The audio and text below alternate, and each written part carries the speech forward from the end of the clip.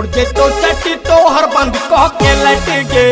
उड़के तो चट्टी तो हर बंद कह के लट गे। Present by Vikram Recording Studio, Bhadachcha। उड़के तो चट्टी तो हर बंद कह के लट गे। उड़के तो चट्टी तो हर बंद कह के लट गे। सनकल छे टीचे वाला कह नहीं छे हाला। भाग जो के छौरी नहीं ते भाग दे तो भाला। भाग जो नहीं ते बर्बाद कर दे तो। सनकल छे टीचे वाला कह नहीं छे हाला।